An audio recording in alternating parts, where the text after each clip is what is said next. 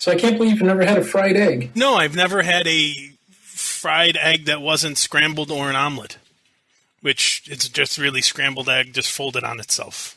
Because I made Sue an egg sandwich this morning for breakfast, and she said she just prefers it fried.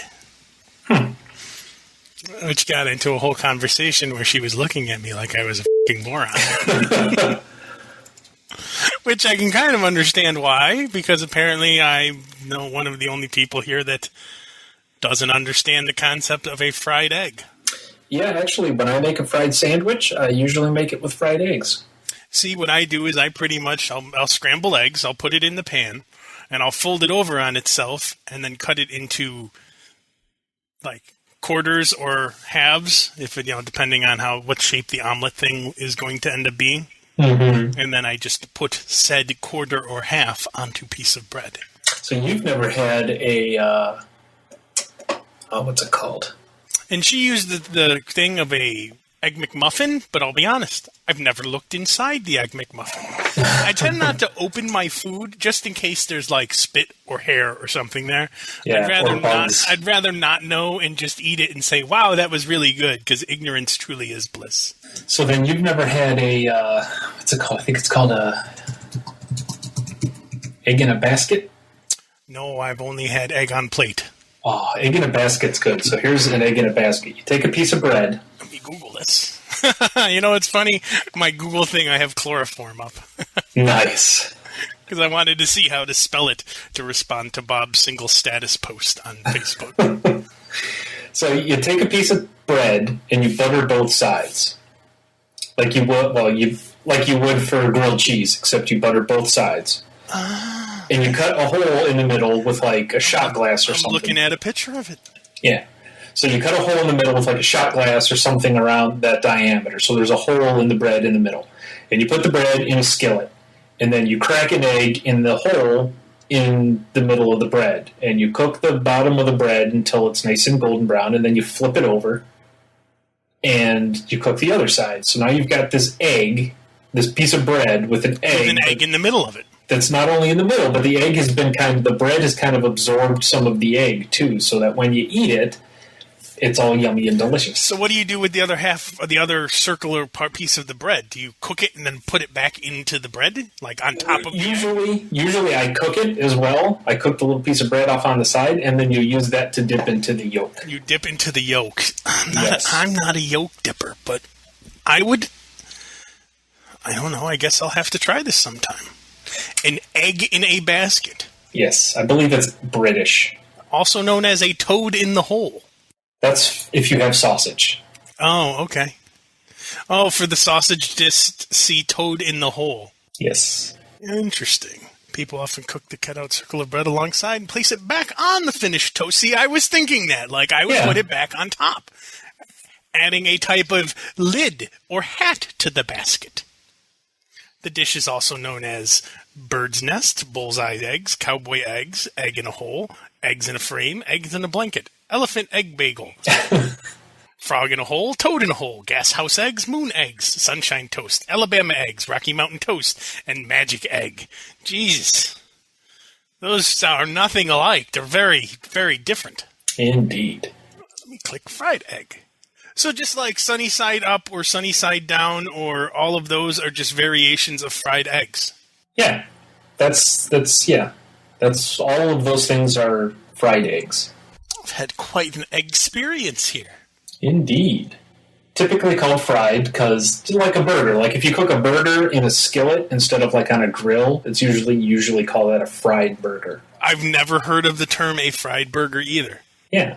Usually, though, because nowadays people, when they say fried, you usually think of, like, deep fried, like submerged in hot oil. But I guess fried technically means cooked on some sort of grill or a skillet in some sort of liquid material. You put a little oil or butter in the bottom so that the stuff doesn't stick. We have nonstick pans. Yeah, even nonstick pans aren't great for, like, fried eggs, because they still kind of... I mean, cleaning them is very easy. The stuff wipes right out, but you can't always rely on a non-stick skillet to have an egg not stick to it. That's why I usually use some sort of oil or butter. And are you a milk? Do you add a little? I add a little milk when I make eggs. When you scramble your eggs? Yes, because it makes it fluffier. It does make it a little fluffier, yes. Now, what my grandmother used to do back in the day was she used to cook bacon in a skillet, and then she would cook the eggs in the same skillet using the bacon grease as that lubricant. That's good. Yeah. My mom would do something similar because she had one of them big egg skillets, the big flat egg skillets. Mm-hmm. So she would cook the bacon and or sausage and the eggs all on there. So on the the egg, you would have the little bits of bacon that were still on the skillet. Yep. That's fucking delicious. Mm-hmm. I'm going to have to try said egg in a basket. Egg in a basket's very good. It's cheap too. That's a good bachelor food because it's kind of filling because you get your egg and your bread and it fills you up, and it's cheap as hell because you can buy a loaf of bread and a carton of eggs for like $4. Yeah. When I make eggs, I normally scramble them with some onion, put it on a piece of bread and or bagel with hot sauce and some cheese. Yes. How do you prefer your eggs, Chad? Hard-boiled. Hard-boiled. Now, have you ever had a soft-boiled egg? Yes, I have. I have had a soft-boiled egg. Yeah, I think they're kind of gross personally, but... I would prefer if you left it in there a little bit longer and let it become a hard-boiled egg. I agree.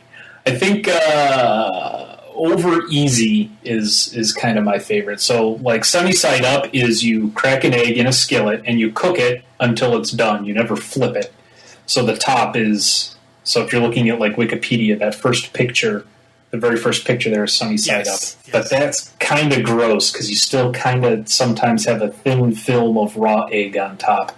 Yeah. Now, there's enough heat involved in the whole thing that any, bacteria or salmonella is probably cooked off, so it's probably safe, but it's still kind of gross. So over easy is you cook the egg pretty much until it's done, and then you flip it over just to get that kind of nasty film off the top, and then you scoop it up and you flip it back over onto the plate. Doesn't sound good, but I understand what you're saying. So to me, it sounds like if you flipped it, which would be what, sunny side down, would that be what that would be considered? That sounds like that would be okay. Well, that's essentially over easy. That's over easy, okay. There really is no sunny side down. Invite Phil. Hello. Phil, what is your preference of egg? How do you cook your eggs? How do you prefer your eggs cooked? Scrambled. With a dab of Tabasco or Frank's Red Hot. Nah. Do you know what a fried egg is? Don't be ashamed if you say no. A fried egg, like over easy or sunny side up? Oh, okay. Yes. He does. Yeah. Keith was completely unaware of what a fried egg was. I just thought, fried egg. You put it in pan and cook it. That's what scrambled eggs are. They're fried eggs, just scrambled. Or an omelet. And those are the only two ways I eat an egg. And Sue's over there giggling. But anyway, I've learned something today. And I'm going to have to try to put it in a basket. Have you ever had egg in a basket, Phil? Do you know what that is? I don't think I have, but I think what you do is you cut a circle out of a piece of toast and there you go. Fry it up in there. Wow, yep. You are very knowledgeable of your egg and egg type. Hey, it's just one of those things that you need, useless knowledge of. So the question becomes, is Phil very knowledgeable, or is everyone else knowledgeable and you're just not? I refuse to accept that answer. So it must be that Phil is very knowledgeable of his eggs. Okay. So anyway. Video Game Show episode 243. Hi. Indeed. Ivan, Phil, and Keith. Say hi, Keith. Hello. And Chad. Don't forget yourself, Chad. Hi, Chad. And myself, Chad. You're the hub of this wheel. We are just mere spokes. I want to be the tailpipe. So you can just blow carbon monoxide out at everybody? So you can get a banana stuck in it. Because I'm very gassy. Are you? I was gassy last night. I had to hit something fierce. Oh, excellent. Okay, so video gaming stuff. I played the demo for D&D. Was it Dagger Hunt? Daggerfall? Will place? It's on XBLA, and I think you can get it online, not through Steam, though, through another service. I think you have to buy it at stores, actually. It seems like the demo is about maybe, it's less than 10 minutes worth of play, but it's exactly what you would think it to be. It's third person. Here's your little guy. You run around, press A to attack, B to jump, that kind of thing. Run around, hack up the monsters, gain experience points, go up in levels, and pick your skills, kind of a deal. Nothing new, nothing mind-bending, but it is an XBLA game. But I think it would be fun with a handful of people playing. I think it's 2 players, for my memory serves, 2 players locally, 4 players online, I want to say. But it does seem like it would be a neat little game. I'm not buying it right now because I don't have money to, but I would probably pick that up. Seems like there's a lot of Diablo clones coming out pre-Diablo. I think that it's because they're trying to sate people's desire for Diablo before Diablo gets here. Because as you know, as Diablo comes closer and closer, there's going to be people, I still have it installed, but there'll probably be people that'll bust out Diablo 2 just to walk down nostalgia lane before they rock. Oh, that fart smells bad. Before they rock Diablo 3. Oh, it smells so bad, Stu. God. I guess apparently I'm getting coming up on deck. Because that's the only time my farts really smell bad. They're very voluminous and loud and have good reverb factor, but they normally don't smell unless I'm going to have sometime in the future. Well, thanks for that. Yeah, that's thanks for sharing it. Tidbit unto the bowels of Keith, literally. But it is very Diablo-like, and I do think that it's simply because companies are figuring, all right, now is the time to cash in on the Diablo clones before Diablo gets here. Because we were talking about that with Torchlight. Because Torchlight, as we all know, was a fun game that we all enjoyed. And Torchlight 2 should be coming out when? Soonish. Soon. Supposed to be July, I thought. Because I know they're trying to cash in and get that out before Diablo, so people still will play it. Which is logical. I can't argue with that logic. Because let's face it, once Diablo gets here, Torchlight and Torchlight 2 probably aren't going to be getting played that much. How was the Duke Nukem demo? I didn't bother going through all the rigmarole. I've heard bad things. Like, it would have been a great game had it come out 10 years ago. Yes, I played about half of it, and then it crashed on me. So the first half was very uninspired. Not much new. It would have done well probably years ago, but not now. Very reminiscent of the late 90s. Yeah. Yeah, I heard the graphics aren't fantastic. The gameplay is very bland, shootery type game. Now, here's my other question, though. Is it still a good game, or is it just being judged extra harsh because it's Duke Nukem and took forever to come out? Duke Nukem Forever. That wasn't even meant to be that way. It just kind of happened, and I'm proud of that. I think it's a little of both. I think it's meh, and it's more meh because it took 20 years to come out. So what is the actual time that it did take? I believe it was announced to be in development after a couple years after Duke Nukem. Yes. Well, let us look real quick. Google Phil. I'm still trying to find the date for Torchlight.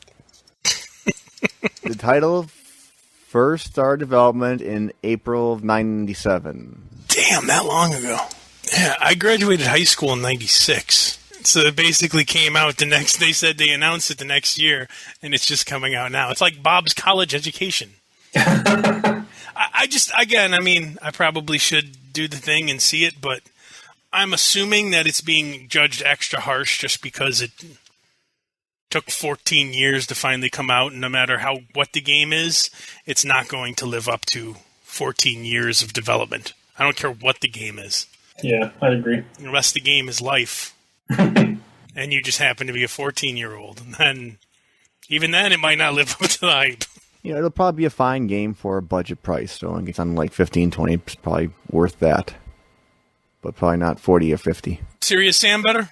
I haven't played that either. I haven't tried that one yet either. Oh, you haven't tried Serious? The Serious Sam's I had a lot of fun with. They have a new HD version out, I think, that just came out recently. Yeah, Bob and I played the shit out of the Serious Sam's. They have guys with bombs for heads, and they just run at you screaming, and when they get close to you, they explode. Okay, so E3 was this last week. Does anyone here pay attention to E3? Vaguely. I mean, I saw that they're really pushing the whole motion control thing. Again, very hard. I saw that they have some kind of they finally did a Star Wars game where you're just going to flail around like Star Wars Kid to swing your lightsaber. Did nothing. I mean, again, everything I looked at was the motion control crap, so I really didn't look too hard into it. Every time I looked online for something, it was some kind of motion control game. Or here's a picture of some fool flailing around with motion control. And I promptly stopped reading and would continue doing whatever it was I was doing. Yeah, most of the Xbox games have some sort of Kinect built in. I mean, I guess they got to, because otherwise people would be pissed. Why did I spend all this money on a peripheral that you don't make anything for? But,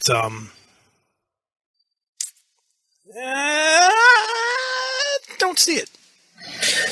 Yeah, the new Wii thing looks dumb. Yeah, the Wii, was it the Wii U? The Wii U. With the $200 controller. Well, it's actually a whole new console. Yes. But the big thing is the controller. Whoop-de-doo. I mean, again, Nintendo, I mean, more power to them, because they do very well. But they seem just so gimmicky. Just everything with them seems like a giant gimmick. And I can pretty much already put money down that, okay, you're going to have their games, and all the third-party games that come out are probably going to blow, except for, like, one out of maybe every 10 or 15. You're going to have your handful of good titles, but overall, you're only going to have a handful of good games. It's probably going to be same rehashed stuff, Wii Sports type of deals. Yeah, stuff like and they're that. probably going to have the Let's Go Online, and you can download Super Mario Brothers and The Legend of Zelda again, that kind of thing. But, again, more power to them. They do well with it, so rock on with their bad selves. But everything that I started looking at, I got to say, nothing really drew my interest. But then again, E3 is more it's not really for people. It's not for real people. Oh, yeah, I mean... Oh, no, it is for people. I mean, the most announcements usually come from E3.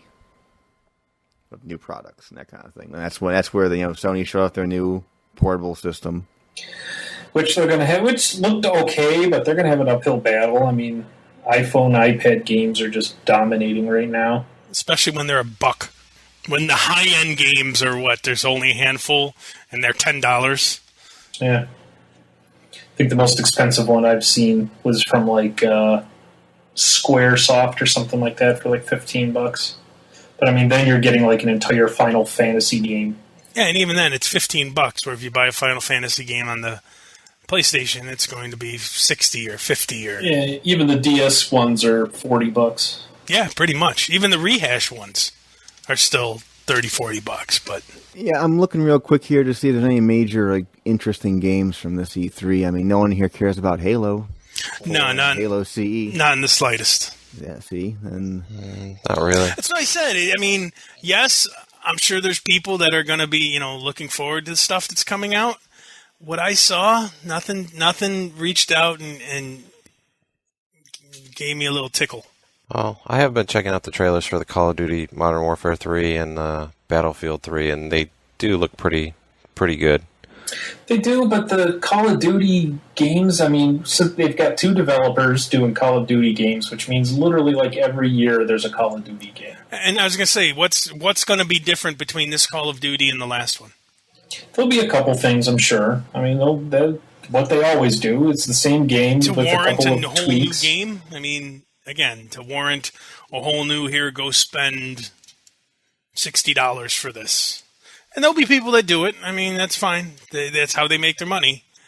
But I guess I'm just hitting that point where I don't understand the need to go buy a lot of the new games.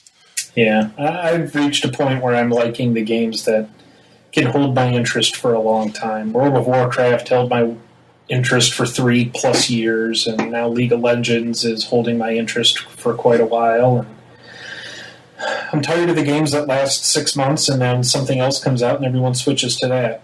I'm sure Diablo 3 will probably... Diablo 3 is my next big game that I'm looking forward to, and I'll probably be playing that for a couple of years. I'm with you on that. I agree. Maybe Bob will get internet by then. Yeah. And what is that one from Chris's? The one Firefall. Firefall, that's right. Which is supposed to be like a League of Legends shooter, if I understand correctly. I thought it was supposed to be kind of like Borderlands, but more multiplayer. Yeah, but it's a free shooter, correct? Yeah, free. Yeah. Free. Yes. That's all I was meaning, is that it was a free-to-play shooter where you're going to spend real money to unlock probably some classes or some extra doodads and things. Hell, I mean, the model seems to be working well for League of Legends. The model seems to be working well for a lot of the MMOs that wanted to cash in on the monthly subscription that failed, like D&D Online and Lord of the Rings and that. They tried, I mean, God bless them. They tried to cash in, they tried to milk that teat, and it didn't work. So, but this new model seems to be working for them. So, rock on. I mean, if it's free to play, I'll give it a whirl. Chris says that we probably would enjoy it. I'm willing to try it, especially since it's free. But beyond that, not really. There's no real games that are popping out here that giving me the reach around of happiness. Chad, you're probably the only one in the group with a PS3, right? Yes. So, okay, from what I hear, Uncharted 3 is supposed to be pretty much phenomenal. I haven't even played Uncharted 1 yet. Oh, really? Chris said that Uncharted 2, I think he said 2. He was raving about one of the Uncharted. I think he was raving about 2, but then recently they showed some stuff from Uncharted 3, and they're saying that's supposed to be just unbelievable.